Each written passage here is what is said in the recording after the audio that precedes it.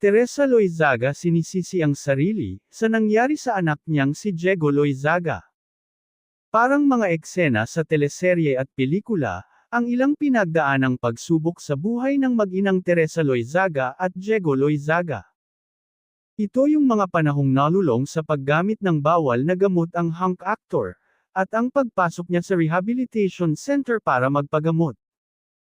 Inamin ni Teresa na siya mismo ang nagpasok sa kanyang anak sa isang rehabilitation facility at aminado siyang hindi ito naging madali para sa kanya bilang ina, pero kailangan daw niyang gawin para sa ikabubuti ng anak nila ni Cesar Montano.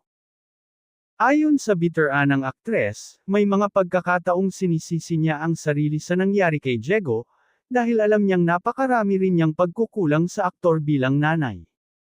Ani Teresa Loizaga, "I wasn't always there, even if I tried to always be there. I just couldn't.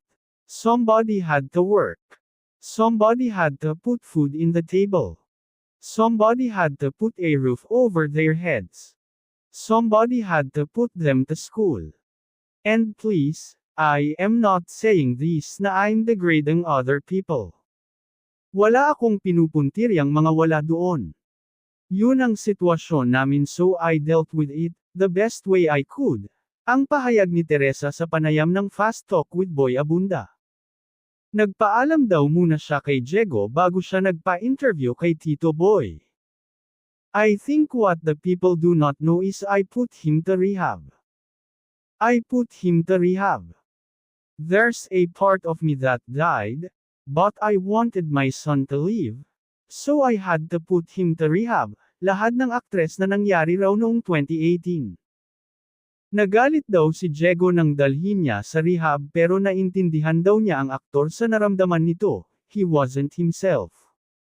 "We have to understand na yung mga mahal natin sa buhay, kapag nalulong sa bawal na gamot, kapag kinausap mo sila, binabastos ka nila.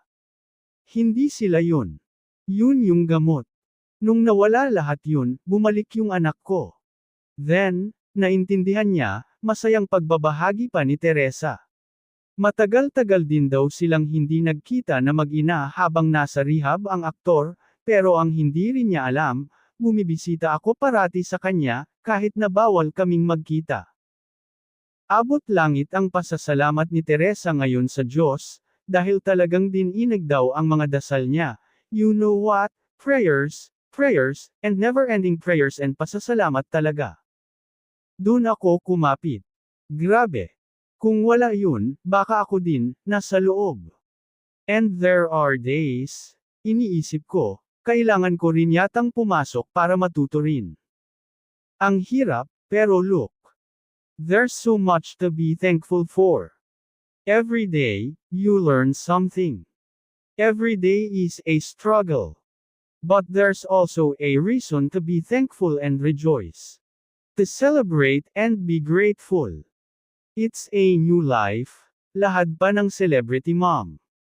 In fairness, napagtagumpayan nga ni Diego na labanan ang kanyang bisyo at ngayon ay ginagawa niya ang lahat para mabigyan ng magandang buhay ang kanyang anak na si Hailey.